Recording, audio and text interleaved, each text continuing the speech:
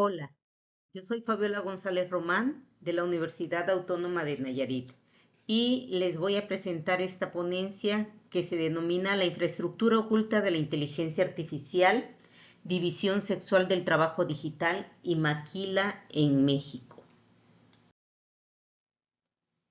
Esta ponencia examina la división sexual del trabajo digital desde la economía política feminista y analiza el rol de las mujeres en el etiquetado de datos y la moderación de contenidos para la inteligencia artificial en México, bajo la premisa de que la autonomía algorítmica es una ficción que invisibiliza una infraestructura humana precarizada.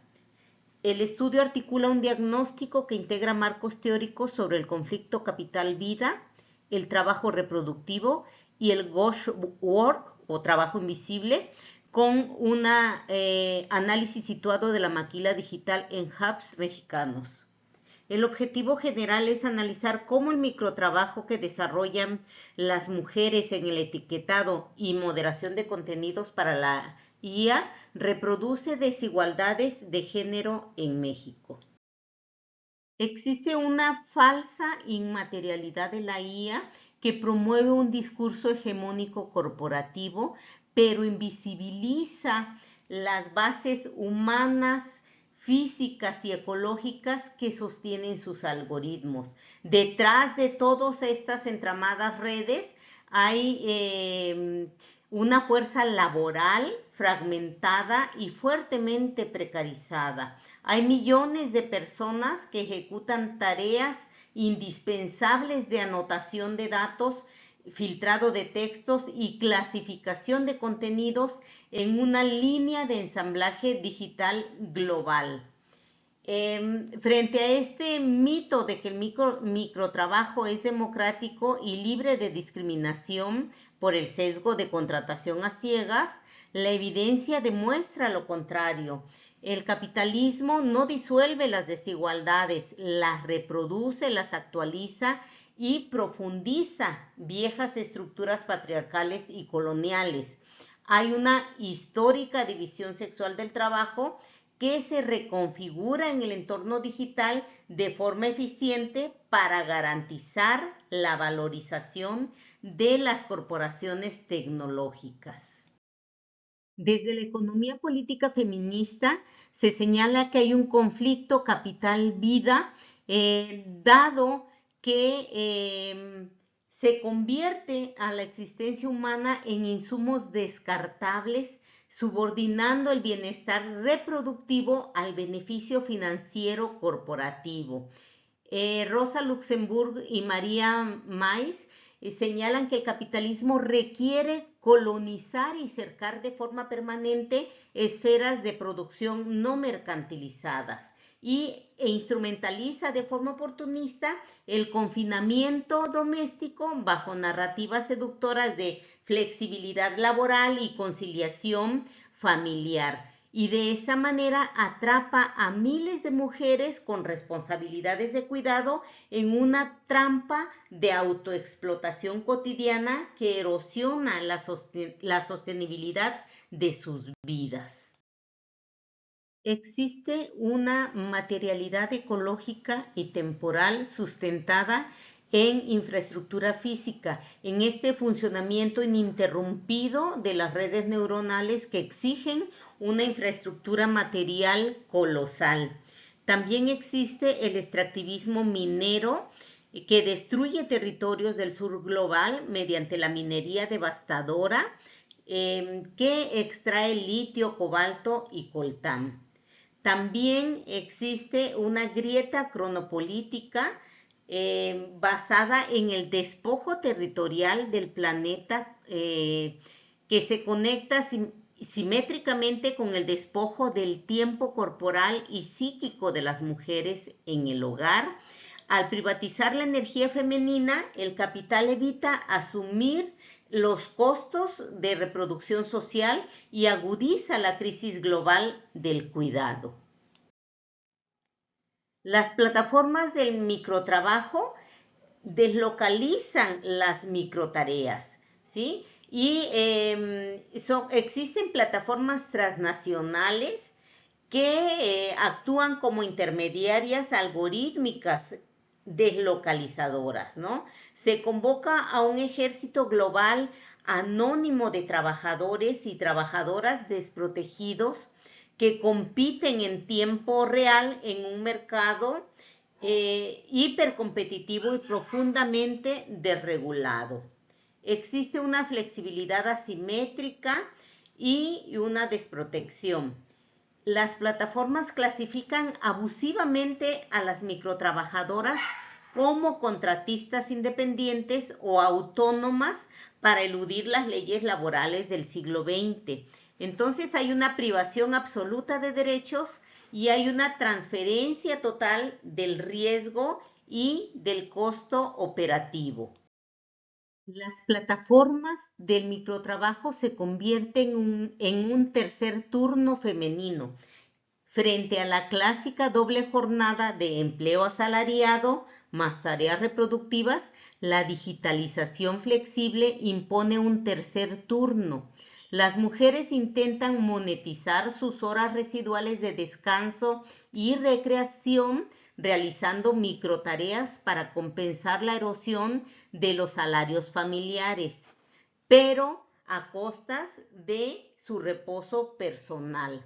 Existe una fragmentación cronopolítica del tiempo, donde las mujeres madres enfrentan horarios crónicamente fragmentados e intermitentes entre cocinar, cuidar a los niños y niñas o limpiar el hogar. Y esta interrupción constante les impide monitorear la plataforma activamente y las relega a aceptar microtareas rápidas y mecánicas de muy baja remuneración. Las brechas de capital humano y social segregan a las mujeres, dado que al no contar con carreras STEAM no conocen o tienen contactos directos con personas del sector tecnológico formal, y también la carencia de redes informales les impide acceder a conocimientos tácticos para optimizar el uso de las interfaces. El etiquetado de datos no es una anomalía inédita, reproduce la asignación histórica de las mujeres a los niveles más bajos del trabajo computacional en el siglo XX. Las mujeres desarrollaban en la década de los 40 y los 50 la programación operativa y el cálculo aritmético. Sin embargo, cuando el desarrollo de software adquiere estatus y altos salarios, el sector se masculiniza y las mujeres son nuevamente relegadas a las tareas invisibilizadas de datos. Esta matriz ilustra las discriminaciones de las que son objeto las mujeres en la microcaptura de datos. Respecto a la dimensión del uso y estructuración del tiempo, vemos cómo la carga desproporcionada de cuidados obstaculiza la permanencia continua necesaria para capturar tareas bien pagadas. Respecto a la disciplina de especialización, podemos ver cómo la segregación educativa tradicional limita el acceso de las mujeres a las tareas algorítmicas avanzadas de la plataforma. Respecto al capital social tecnológico, vemos cómo la ausencia de redes tácticas impide a las mujeres acceder a conocimiento informático estratégico para rentabilizar la plataforma. Y respecto de la tipología de la tarea preferente, las interrupciones en el hogar obligan a las mujeres a seleccionar microtareas fragmentables que toleren cortes continuos en la atención. Dentro de las discriminaciones podemos ver también la brecha salarial, que hay una penalización del 28% por maternidad en el entorno digital. Existe este trabajo invisible no remunerado que es un soporte operativo gratuito que las mujeres dan a estas plataformas, ¿no? Es un aporte de ellas, ¿no? Y se señala que las microtrabajadoras dedican aproximadamente un 33% de su jornada laboral diaria a este trabajo invisible de soporte, ¿no? Hay un impacto en el salario real, según la OIT, e indica que la jornada semanal promedio de las mujeres suma 24.5 horas, pero solo 18.6 horas son directamente pagadas. Entonces hay un 6.2 horas de trabajo invisible. El salario mediano por hora directamente remunerado es de 3.76. Sin embargo, al incorporar el 33% del tiempo invertido al trabajo invisible no remunerado, el salario efectivo neto real se desploma a 2.83 dólares por hora, ¿no? Entonces esto afecta críticamente a las mujeres cuyo tiempo está rígidamente acotado por los cuidados domésticos. Existe una moderación comercial de los datos. Las mujeres realizan este trabajo sucio de limpieza y soportan un trauma psicosocial. Según Sarah Roberts, las mujeres realizan filtrado y eliminación de contenido violento o de odio para proteger la reputación comercial de las marcas corporativas y están expuestas a 70 casos diarios de extrema violencia, entre ellas abuso infantil, decapitación, que provocan o pueden provocar trastornos de estrés postraumático severo. Y estos contenidos filtrados representan un peso desproporcionado de violencia, misoginia, acoso sexual, pornografía de venganza y agresiones dirigidas contra cuerpos feminizados.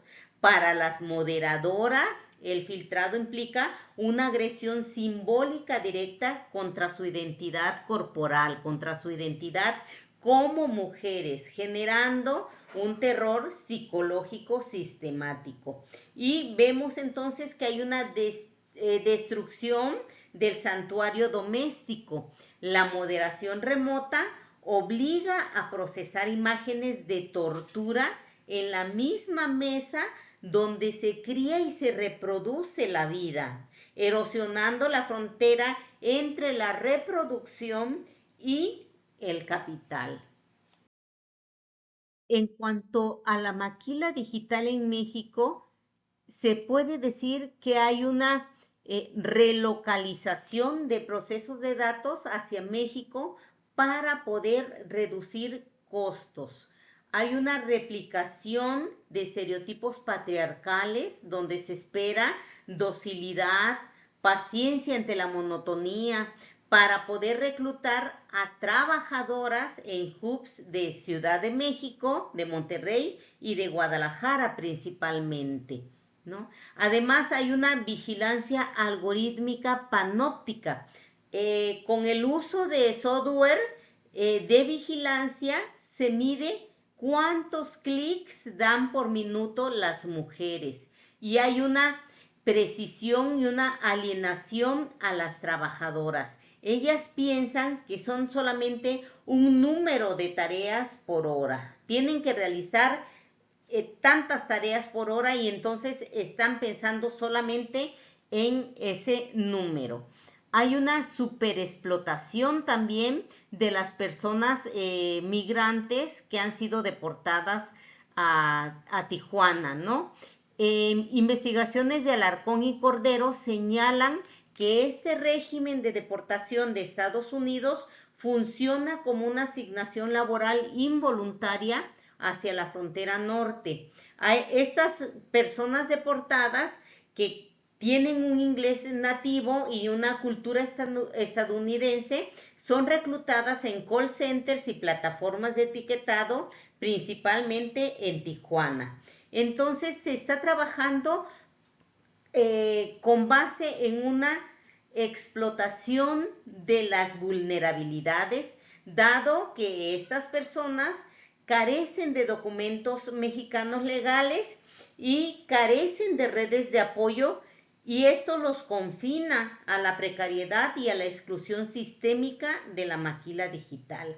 Y como vemos, esta dinámica reproduce la externalización de costos y la invisibilización del trabajo de sostenimiento, lo que permite la acumulación tecnológica. En conclusión, la inteligencia artificial no es una entidad autónoma. Su funcionamiento depende de una infraestructura humana precarizada y sobre todo feminizada. En México, este modelo reproduce asimetrías históricas. Sin embargo, existen rutas de transformación, ¿no? Pero son demasiado paulatinas. La reclasificación laboral, la transparencia en las cadenas de datos, el fomento de cooperativismo de plataformas y la inversión en políticas de cuidado son esenciales para resolver este conflicto capital-vida. Entonces, necesitamos poner la sostenibilidad de la vida en el centro del diseño tecnológico, que es un paso fundamental para garantizar la dignidad de quienes sostienen materialmente la inteligencia artificial. Es el reconocimiento de estas mujeres que están atrás de esta captura de datos, de esta presión, ¿no? Por estar metiendo datos para la IA y a la vez estar cuidando a los hijos, ¿no? Pero trabajar les permite también reproducir la vida. Gracias.